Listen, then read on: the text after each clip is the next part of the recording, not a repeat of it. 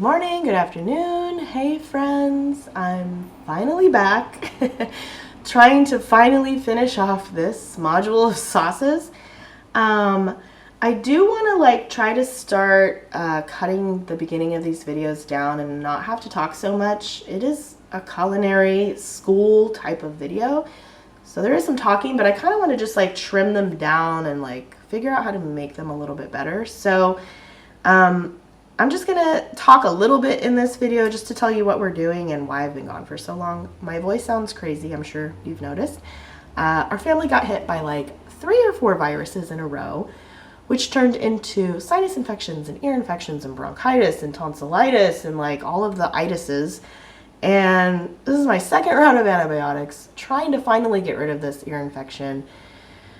And I'm so tired. I haven't been able to do much of anything and it's been weird. So trying to get through this video today. Want to get rid of this sauce module. I'm so sick of it. I'm ready to move on to some more fun stuff. So today this is a really great setup for this video. I feel like you got to be really excited. I'm super tired of this and I hope you're really excited.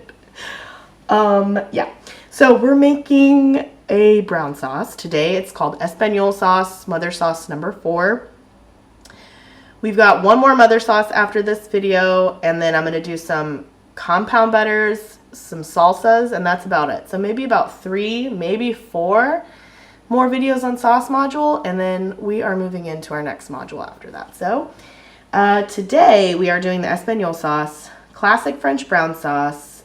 Ingredients that you're going to need: about 4 cups of a brown stock.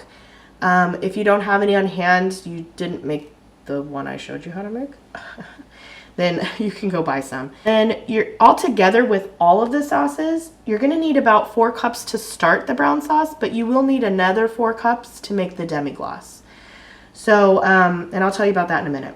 You will need about 2 ounces of clarified butter, 2 ounces of tomato puree, just plain tomato puree, 2 ounces of all-purpose flour, about 8 ounces of a classic mirepoix, carrot, onion, celery, and then you're going to need a classic sachet, parsley stems, bay leaf, peppercorns, some fresh thyme. You can use garlic if you want to. I'm not going to use garlic with this because the recipe I plan to do with this, I'm going to make some fried garlic to go on top of the steak. So I'm not going to try to make this too pungent, so I'm leaving the garlic out, but you're welcome to put the garlic in.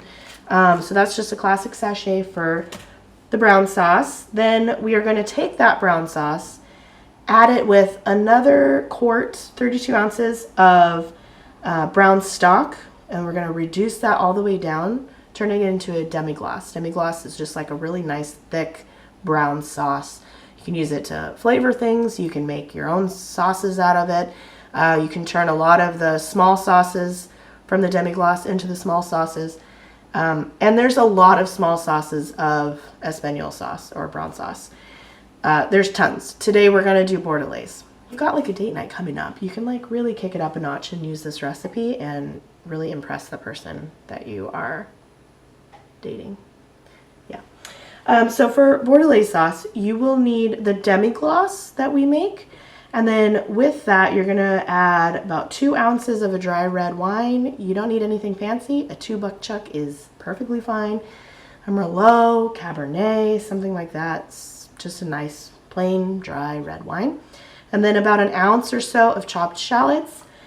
And then a smaller classic sachet. Again, I left the garlic out of this one because I don't want it to be too crazy. There's a lot of effort put into this. It's not a super quick recipe. It's a lot of reducing down and a lot of patience and stirring and watching. So if you are planning on making this Bordelaise sauce for a special date night, I would start this brown sauce a couple days ahead just to make sure that you've got the consistency and flavor that you like to turn it into that Bordelaise sauce.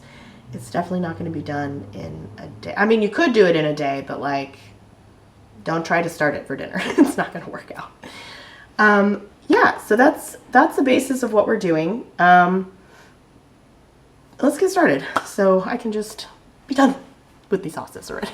We are browning our mirepoix in our clarified butter until it is really, really soft and brown. Then we're going to make a roux. So add your flour, stir it around, and we're going to cook that down until it's got a really nice dark peanut buttery color. Then start adding your brown stock and mixing just a little bit at a time to avoid a lot of clumping. Once you've reached a good consistency, add your tomato puree, bring it to a boil for about 15 minutes, and then add your sachet. Now we're going to reduce this down to about half, all while skimming the impurities off the top as you go.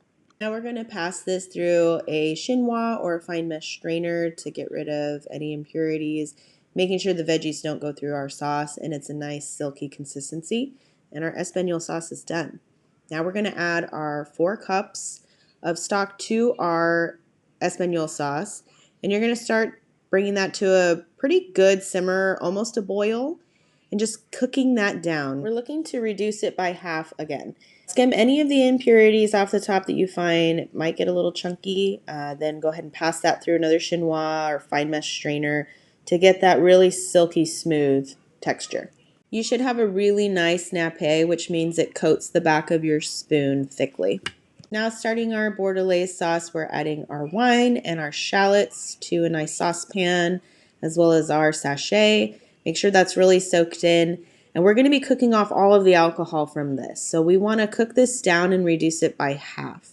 Then we're adding our sauce to the wine. And again, reducing by half. It's just a lot of patience of stirring and reducing, stirring and reducing. After you've reduced by half, remove your sachet.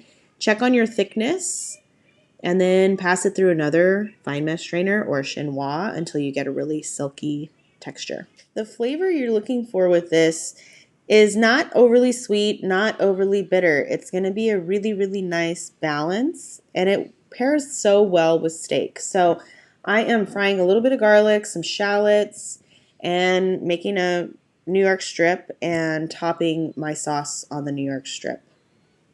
And there you go, Bordelaise sauce.